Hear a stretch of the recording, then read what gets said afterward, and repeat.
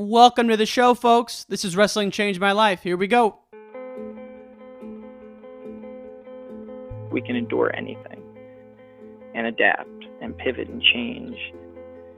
Wrestling gave us that ability. I would say nothing in life has impacted me more than the things wrestling has taught me in terms of self-reflection, resilience. Toughness. Some guys have it, some guys don't. Adversity, 100%. How to pick myself up and be a man after I failed. And everything that has shaped my life and where I'm at today would not be there without the values and basically the lessons I've learned through the sport of wrestling. For me, wrestling saved my life because it allowed me to focus and channel my energy. We're fortunate if you wrestled, because if you wrestled, natural talent helps, but it's 5% of the ingredient. It pales in comparison to heart and technique and effort. It humbled me, taught me humility. Nothing can humble you more than wrestling. I think it's the learning to adapt, right? You learn how to adapt, you learn how to solve problems. You know, if I look back at my time I spent wrestling, if it gave me one thing more than anything else, it's mental toughness. Welcome to the show, ladies and gentlemen. My guest today is one Nancy Schultz, who was married to the late Dave Schultz. Maybe you've heard of him. 7-time World Olympic medalist, one of the great ambassadors of our sport of all time. This was recorded in the spring of 2018 under the old name of the podcast, and it's not out there anymore. I wanted to bring it back to the corners of the interwebs from the archives, and here it is. Nancy Schultz talking about the life of the great Dave Schultz. You know the drill, fan of the week. And this one goes to Ross Bartachek. That's at Ross Bcheck. He's the editor for IE Wrestle and has been a follower of the podcast. I'm actually a fan of his podcast as well, so check him out. Ross, thank you for tuning in, brother. Now, without further ado, let's take you to this conversation with Nancy Schultz. Thank you all. Peace. All right, Nancy, welcome to the show. Thank you so much, Ryan. It's really a pleasure to be here. Hey, it's really my pleasure. I'm super excited for this. And as we've talked about, I really want to introduce Dave to the listeners and hopefully uncover some cool stories that maybe aren't out there. I think just to start, one area that I haven't found a lot about is Dave's childhood. So just talk us, what was Dave's childhood like? Sure. Well, Dave had struggled when he was early. He had dyslexia. So his early school days were a little rough. He wasn't very successful at school, and there wasn't the kind of knowledge about dyslexia and learning disabilities back then. So he was ridiculed by his, fellow peers in school, also by some of the teachers, who'd accuse him of not trying and stuff. And it turns out Dave was brilliant. His IQ was ridiculous, and he was a very intelligent young man, but the dyslexia and the reading part, showed itself. And he was a little heavy. In fact, his first nickname, I think, when he was in grade school was Tubby Tuba, which I'm sure. So he was having this trouble. He was getting pushed around in school. He was not doing that well. And a PE teacher saw him, had been researching how different types of physical environment can help kids with dyslexia. There's some motor skills that help produce some left-right, patterns in the brain by certain skills. And so I think Dave was in 6th grade going into 7th, and this teacher suggested, he said, I think you'd be good at wrestling. And I think it would be good for you, not only physically, but for your brain. And Dave said he walked into a wrestling room and he said, as soon as he walked in, he knew that's where he was going to spend the rest of his time. He just fell in love with the whole idea of wrestling, and he took to it just so naturally. He had a very mathematical, analytical brain. And in fact, if you hear him clinic, he'll often use terms like fulcrum and, weight distribution and things like that. So he really was kind of this Michelangelo, breaking things down into mathematical parts for wrestling technique. And I think that's what drew him to it. Dave always liked to say that wrestling was more like chess than anything else, strategy moves and counter moves. So his young childhood. And then once he hit that wrestling room, he just took off. He really took off. And, he went to Tbilisi when he was still in high school and took a true silver. Crazy. Yeah, at 17, he went to Tbilisi and took a true silver which there used to be this weird medal system because there were so many, wrestlers from the Soviet Union in it that they would only give one a medal in each weight. So you could actually be 10th, but take a bronze, because they'd only give one Soviet. But he actually took a true silver, which meant he was really second place in a tournament at 17 years old. And that, I don't know if it had been done before, but it was really, really rare. And I think that's, probably the equivalent to the Eureka now, or if the tournament's still around, I'm not sure if it is, but that's one of the I think it was tougher. I think it was actually tougher because you had all of those countries, under one roof. Anyway, but it was the toughest tournament in the world, for sure. Yeah. And right. And here's something interesting. While he was gone, the state qualifying tournament in California took place. So he missed it. And the high school coaches in California voted that he could not participate in the state tournament because he had missed the qualifier. Because they didn't really want him in the tournament. So Joe DeMeo at Stanford was at Stanford University, and Chris Harpel was at Palo Alto High School, and their coach, Coach Ed Hart, got together and created a petition and ended up getting him back into the state tournament where he won the California state title. I mean, it's amazing that someone who starts something in 7th grade, just 6 years later, they're wrestling at the toughest tournament in the world that a lot of American senior level athletes didn't even place at ever. And he gets second right away, has that amazing senior year, wins the U.S. Open at Greco, wins the state title, beats Chuck Yagla at the Midlands. At the Midlands, which he was like the equivalent of the Hodge Trophy winner, 2-time national champ for Iowa, and Dave beat him as a senior in high school. So that's just really crazy. Yeah, that was his. Chuck still talks about it today. He's like, everybody brings that match up. Oh, I can't even imagine. Yagla's a great guy. Yagla was inducted into the Hall of Fame last year. And I see Yagla pretty often around the wrestling mat. Well, what's interesting to me is that, there are a lot of people on record talking about Dave, and one thing that always comes up is, they really never knew what was going on between the ears sometimes because he was so enthusiastic and happy-go-lucky off the mat. But then when he got on, he was extremely serious and obviously wanted to win with the best of them. So, if you look at the mind of Dave Schultz, what do you think? A bit of an enigma. Yeah, definitely. What do you think motivated? Well, I think a lot of it comes from, I don't know if you know Gene Davis. He now lives in Colorado. He's part of the AAU programs. And Dave, as a young athlete, trained a lot with Gene Davis and AAU. Athletes in Action, AIA. Okay. Pardon me. And Gene was just like that. Gene is a strong Christian. He has strong ethics and morals. But you put it on the mat, and he'll rip your arm off. Yep. So I think a lot of that, I can be a nice person and I can be friendly, but on the mat, it's, war. Yeah. And I think, there was also, Dave had this little kind of impish head game thing that he liked to play with people, because he didn't need to ignite this kind of animosity or anger towards his opponents. Dave didn't care whether he liked you or not, or, he didn't need to hate you to wrestle you. He saw it as a game on the mat, and the best man wins on the mat. Doesn't matter. You don't have to dislike anybody, which a lot of people can't, don't function like that. They need to work up a little bit of kind of aggression, towards their opponent to kind of feel like that. And Dave just didn't need that. So it allowed him this weird, way of going back and forth between really being tough with someone on the mat and then being friendly, or even worse, especially I can think of a funny example with Kenny. Kenny, to getting ready, Kenny liked his space. He liked to, he wanted to keep people at distance. He got, kind of had to get into a certain mental state. And Dave would always, before match, go up and sit right beside him and ask him how his family was. Kenny Monday. Yeah, and Kenny go, Dave, leave me alone right now. And then, it'd be 5 minutes before they're going to wrestle. Well, I liked a good strategy and stuff on the mat. And I also think mentally he had some of the same stuff going off the mat sometimes in kind of a fun, playful way. Because he just loved the sport so much, everything about it.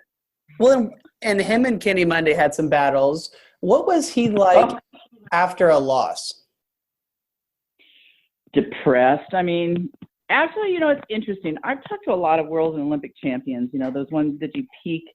And after a tournament, it's whether you win or lose, there's a down, and obviously losing is worse. but there literally is, you put all of your energies and your focus and your emotion and all of the chemicals that allow you to compete at that level. And then the next day, it's just, you're drained. And I think I remember talking to Sammy Henson one time about it. And it was a couple days after he'd won the Worlds, and I was talking to him. I said, "Are you feeling a little down?" He's like, "Oh my God, nobody talks about that."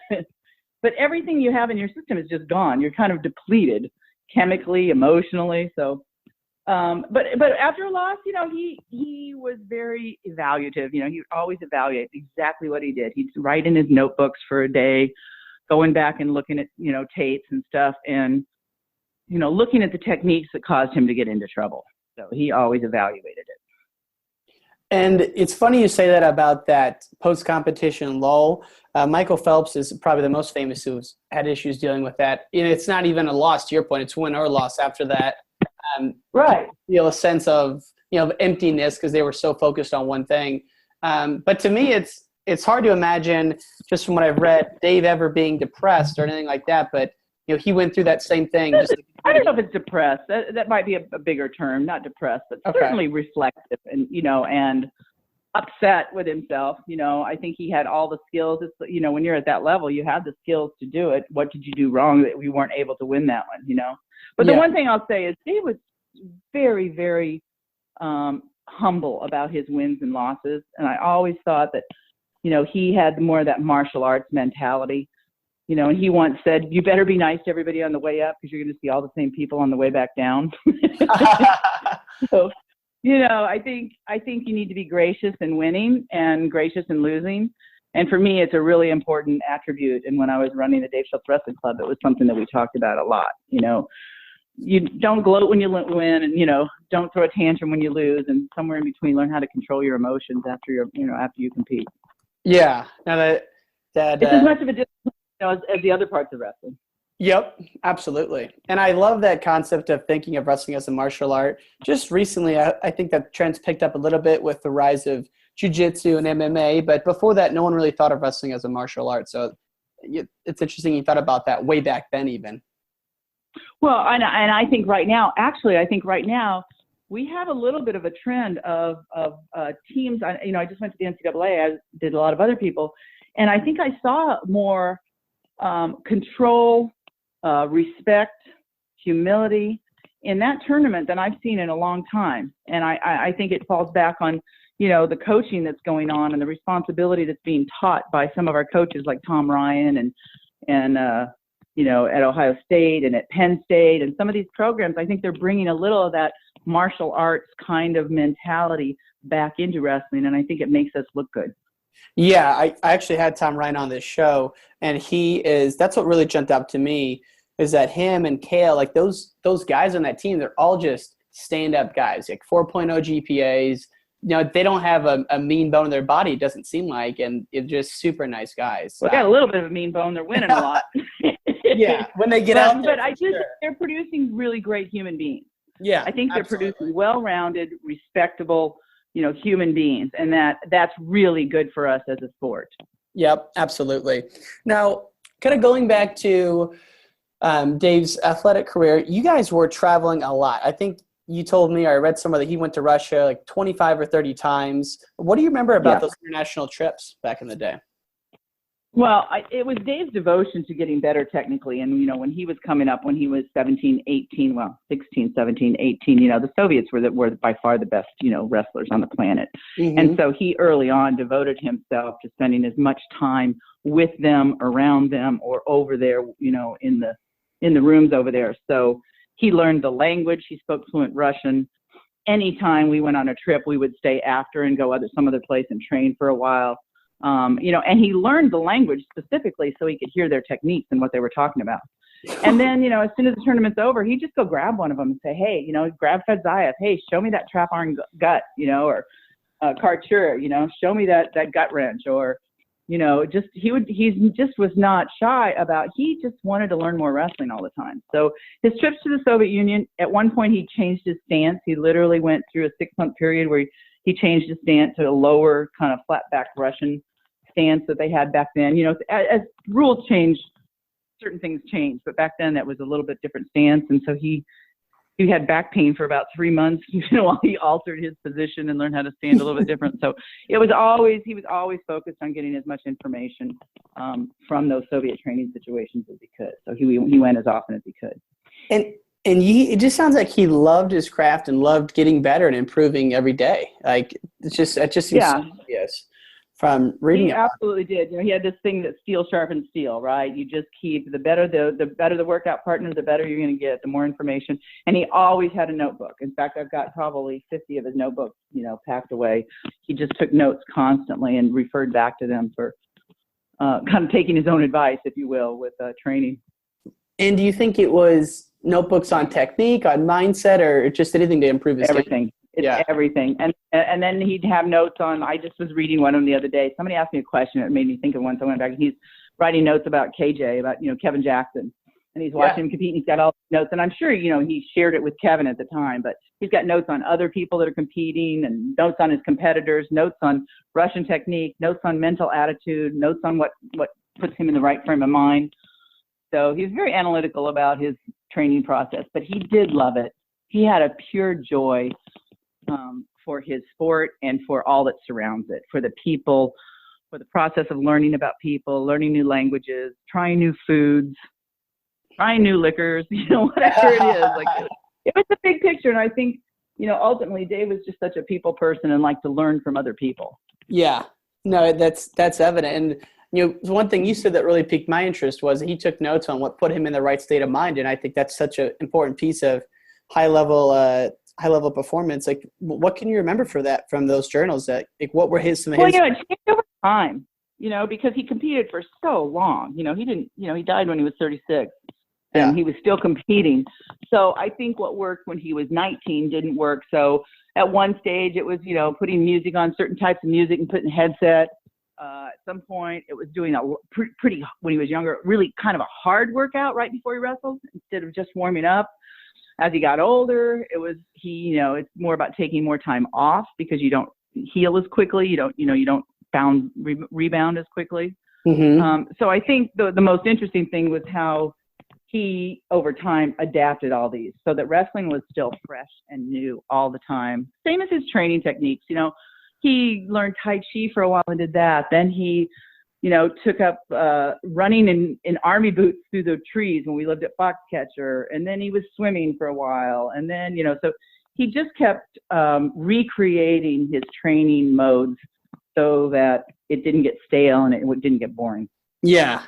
No, that is fascinating. And then, so what do you think about those trips to Russia or the USSR, but some of those republics in there? Like, what do you think about Dave made them love him so much? Because I heard a story once that the Russian fans actually booed when a Russian beat Dave in a match. I don't know if that's true or if that's just folklore, but no, that's really true. In fact, they threw their shoes out on the mat and everything. It was really crazy. I was there that year. When was that? Xander was in Russia, but he was little. You know what it was? I think it was Dave's openness in just, first of all, learning to speak the language. Not very many Americans come over and learn to speak the language. And once you learn to speak the language, you can start to communicate. And then he kept coming over and, he would be very respectful of their cultures and their traditions and all that. And he's just, the Russians love good wrestling. So, in fact, and if you'll notice that if you go to a tournament and the Iranians are there, the Iranians will often cheer for a really great match, whether it's their guy or another guy. And there's a lot of that in the Soviet Union. It's just an appreciation for great technique and, good wrestling. And then I think Dave, after we had Xander, Dave brought Xander over to the Goodwill Games when he was 3 months old and let him get passed around the whole venue, with the Russians. And Xander went to Tbilisi when he was 10 years old. So I think they felt like he was sharing their family with him then, and I was over there at least a dozen times. So, and then you just develop friendships, we started this call. I'm doing this tour with Anatoly and Sergei Beloglazov that's coming up. And, we were over there. We knew their families. We knew their kids. We knew their political, stances, what they were suffering through in the country. You become, wrestling's really interesting that way. You just become so close with people. We're an interesting sport in that manner.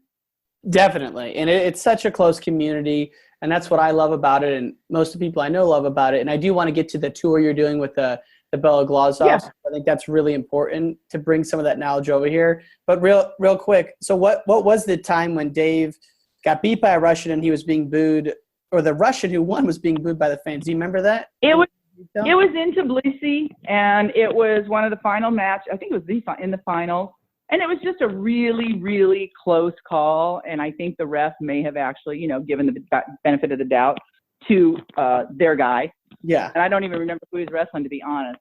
But it was just one of those, and it happens like a lot. You know, I mean, you know wrestling. When you're in Iran, you know, look at the World Championship. When it was held in Iran, the Iranians win. When it was held in, you know, in the United States, we won it. I mean, there's definitely some plan for the old home team, you know. Yeah. So I think he did what a lot of refs do, is if it was in doubt, give it to the home team guy.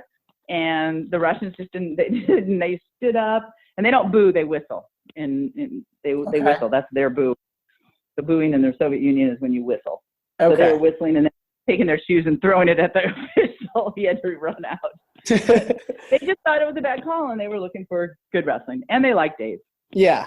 Oh, that is such a cool story. And speaking of the closeness of wrestling and how everyone was a family, when you guys first got married, Mark actually lived with you guys, and then also a lot of the wrestlers from I don't know if like from Bulgaria or from Russia would live with you at your apartment in Norman. That had to be a crazy experience for someone who wasn't that familiar. I've always showed my house with about a dozen wrestlers.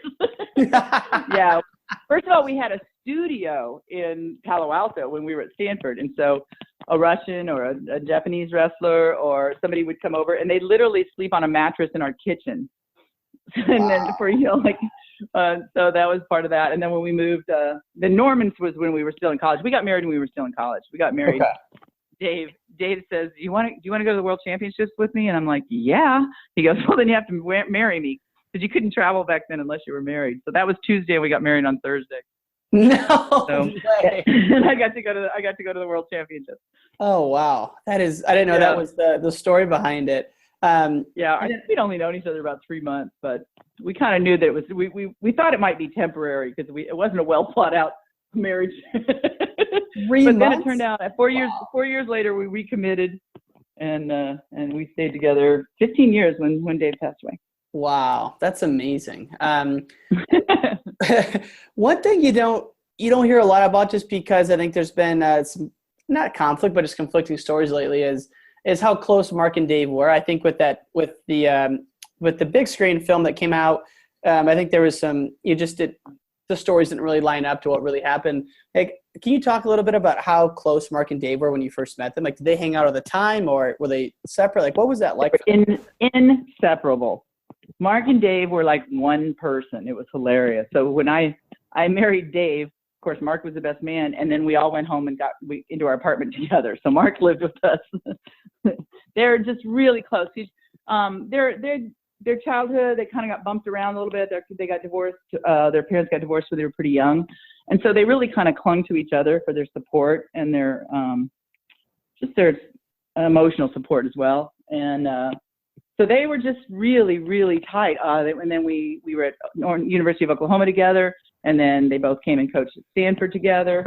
And then, they just trained together. It wasn't until basically Mark left Foxcatcher, and which is a little bit of a misinformation in the movie, because in the movie it shows us at Foxcatcher at the same time, and we were never at Foxcatcher at the same time. Yeah. Mark was there for about 11 months before the 88 Olympics, and then he left. And then we showed up the next year. We were there for 7 years. Gotcha. And let's go into that time a little bit, because that's one of the most fascinating and probably the most well documented. But what was a day in the life like for Dave when you guys were at Foxcatcher? Well, Foxcatcher was such a unique place. You have all of these Olympic athletes, and there wasn't just wrestling there. There's wrestling, there's swimming, there's pentathlon, triathlon, equestrian. So all these Olympic athletes are training and living there. And it was really this amazing energy of people pulling together and all kind of heading in their own direction for success in athletics. So the environment was really great. And especially for us that have kids, these kids just jump from house to house to house like they had, 20 sets of parents and aunts and uncles, so to speak, So the family environment was amazing, and the training was just ridiculous. Because DuPont was able to put so much money into Foxcatcher, we constantly had, maybe 10 to 15 athletes from other countries training in the room. And you just have that kind of influence just raises the level of wrestling. You have the Bulgarians one week and then some Soviets the next week. And then you have, the Czech guys and, on and on and on, just Japanese team coming in. And you just have this power building, going on all the time. Wow. And then let's take for just a normal weekday, right? Most. Yeah, I mean, it was a get up, train in the morning. Dave would wake up and go for an early morning training, run, some sort of aerobic training in the morning. Then he'd come back, and then he used to work in the office because as much as Dave was also competing, he was definitely part of the coaching staff at Foxcatcher. He did a lot of the coordinating, who was coming in, when they were coming in, when they were airport runs. He was the one that was the liaison to the foreign athletes coming in and stuff. So he would always work in the morning. He used to go have lunch with the kids at school, which the principal used to have to call me and tell me to take my big kid home. He's causing trouble over at the cafeteria. No way. Yeah, he would come in and go like, ice cream for everybody, and just cause total chaos. So a couple of times the principal, Tom Cook, would call and say, can you come and get Dave? I can't get the kids to come in from recess. Oh, that's funny. Wow. So anyway, yeah, and then come back, and then he used to kind of maybe do some weightlifting in the afternoon sometime at some point. And then, of course, you have, the 3:30, 4 practice. Dave was notoriously known for being extremely late, which left people frustrated with him. And then, by 7 or 8, he was home and got to put, dinner together and have to take the kids to school. But then there's a lot of travel. Foxcatcher team competed a lot, so he competed a lot. And when he wasn't competing, he was, he was coaching the team. And he coached a lot of U.S. teams for a while. He took several U.S. teams over to the Soviet Union and different countries. So he was busy coaching as well as competing. Man, those stories are just awesome. So I want to shift into a couple rapid fire questions. So these are more quick hitting. So true or false that Dave once climbed the Golden Gate Bridge? True. All right, now I gotta go a little bit deeper because I used to live. You said quick. I know, but I used to live in San Francisco and I ran across the Golden Gate Bridge several times. What do you know about that story? Well, from the bottom where the road goes across, but it's still hard. Yeah. And they use the same, it's where the painters and the repair people use. There's rungs, but it's really, I mean, first of all, you can be arrested. Yeah. Second, it's, so it was crazy. He did it with a couple friends, and I'm not gonna say names. Yeah. Don't out them here. they were wrestlers. They're other wrestlers. They'll know who they are when they listen to the podcast. Oh my God. There was a few of them, so they made it, and they made it safely back down. So that's a true statement. That's just awesome. He had a little bit. He was a bit of an adrenaline junkie. He liked to go, bungee jumping, rock climbing, skydiving. He went skydiving with I'm not gonna be able to say it. No, Don Briggs. Okay. Used to be at Northern Iowa. So he liked to push the limits a little bit on the whole adrenaline thing.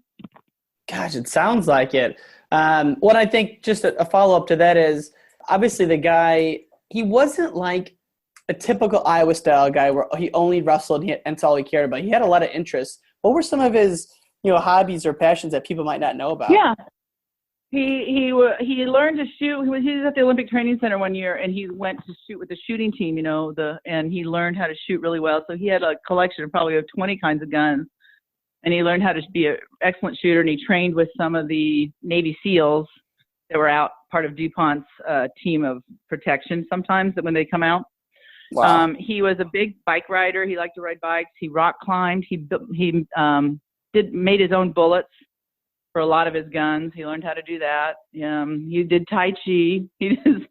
So about every 3 or 4 years, he'd change up and pick a new hobby and become excellent at it. Wow, that's cool. And then what about last rapid fire here is, Sure. What are some of the books you would read? Not about wrestling, but I always ask people what personal development books they read, and Tom Ryan has a list of them. But do you remember any books in particular that he read or that were really influential to him? Yeah, one of the most important books he read was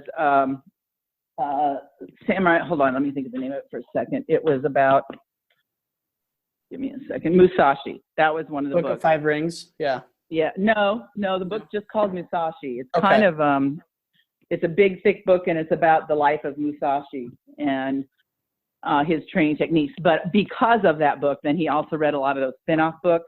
But a lot of those spin-off books have taken those lessons and spin it into business, things like that. But you can use that information everywhere you want. But Musashi was one of his really favorites, and he used to use a lot of quotes from that. And I can even send you a list of some of his favorites if you want me to. Yeah, that'd be great. We'll put them in the show notes. I just think that's such an interesting part of it because, obviously the beauty about books is that we can all read that and read the same things that some of these super successful people did. I love that question. That's really cool, right? Well, I was just dying to know because he seems like a guy that you would want to emulate. And so I'm like, all right, what the heck was he reading all the time? Because he had such a unique outlook on life.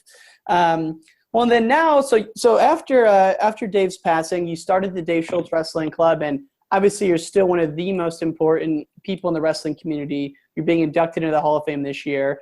But this summer, you're hosting a clinic where you're bringing the Beloglazov brothers over from Russia and doing a kind of like a road show for 2 months. Can you talk about that a little bit? Yeah, I can't stop doing this stuff. Once you're in wrestling, you just can't get out. So my daughter once, I think when she was about 8, after Dave had died, she had her hands on her hips and she looked me squarely in the eye. She goes, "First, Dad made us go to all this wrestling stuff. Now you make us go to the wrestling stuff." And she just made a comment about it the other day because when she asked she's going to go to my Hall of Fame induction. So she said, "Again, really?" Yeah. She's funny. For me, I think one of the greatest things about wrestling is that we put human beings together without boundaries, without politics, and we just become friends. And that, sits above and, on top of what we do as a sport, which is, wrestling itself. But I think it really is something that makes us unique. And I'm very proud to have been part of that, kind of world friendship organization that we all have. And I'm very fortunate to have had friends all over the world who was good when Dave was alive and also provided support and kindness and, friendship to my children. So I really like to keep those doors open. And Anatoly Beloglazov and Sergei Beloglazov have been friends since I was 20 years old when I first met them at some tournament. And when you're at that level, you're at the same tournaments. You're at the World Cup. You're at the World Championships. You're at you see them 5, 6, 7 times a year, and you just get to be friends because you're all in the same hotel together. You're having dinner together. You're having lunch together. You're just interacting so much. So Anatoly's son, Alexei, who it's kind of fun because my son is an Alexander too. So we have, Alexander. So I'm talking to Alexander Beloglazov, and he said, "Hey, the brothers wondered if my dad and my uncle wondered if you might be able to set up a camp they could do in the U.S." And I've helped run camps before. I don't want to do that. So I was like, no. And I goes, "But I think, I could probably bring you over here and schedule you, and in my mind, I'm thinking, maybe 5 or 6 clinics, maybe they do a day at some people's camps, kind of like Jay Robinson camp or, whatever the camps are scheduled, they can do stuff like that."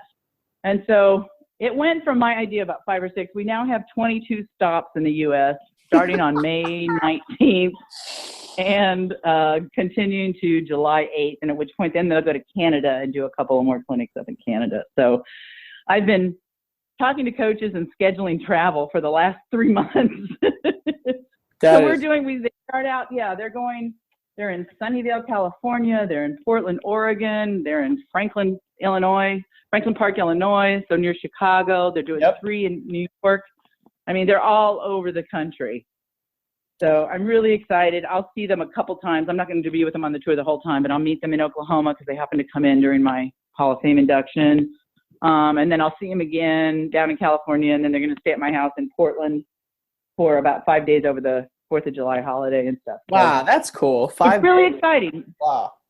And for the folks who don't know who those guys are, multiple-time world, multiple-time Olympic champions from the Soviet Union. It's funny. I noticed that the Schultz brothers and the Beloglazovs were 2 of 3, I think, who won world and Olympic titles. Right. I mean, just incredible. So, I mean, those guys, you're learning from the best. And so where can the listeners find information about that clinic if they want to So I've been working with Dan McCune, who's the head coach of Fremont High School in Sunnyvale, California. And he has a website called wrestling.life, and www.wrestling.life/Bella Glazov is where you can get all the information. Every one of the clinics is listed there. You can click on a link. You can go to it and register directly for the clinic you want to go to right there. Okay. And Bella Glazov is BELOGLAZOV for the listeners. You got it. Yeah. Really cool. It's very exciting to work with them on this because it's just grown. It's so successful. I noticed Alexi left me a note. He goes, I've got some thoughts on next year. And I was like, next year? Oh, my God.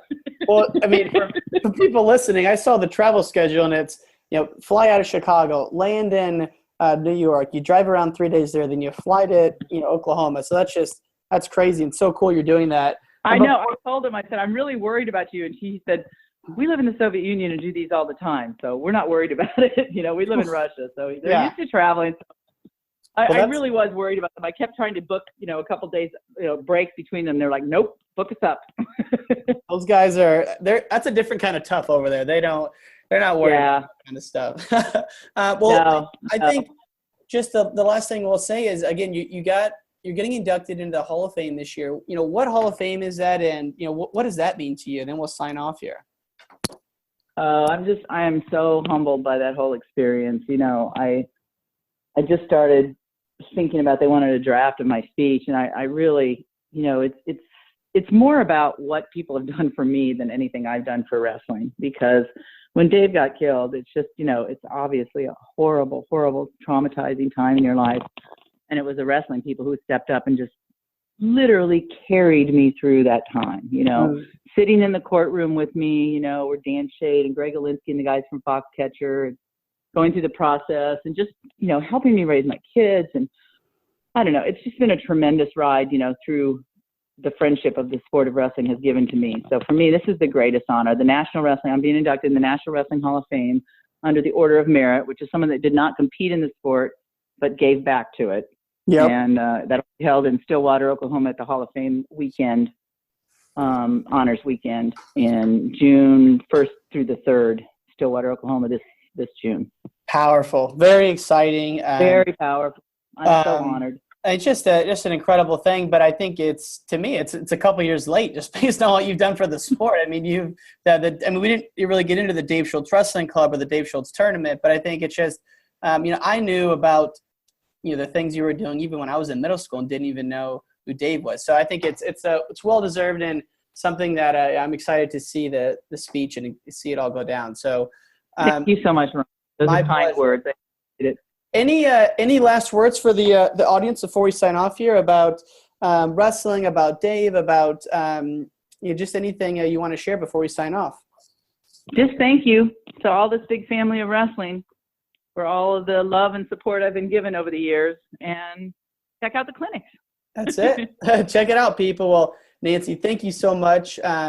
We really appreciate you taking some time. Thanks, Ryan. Have a nice day.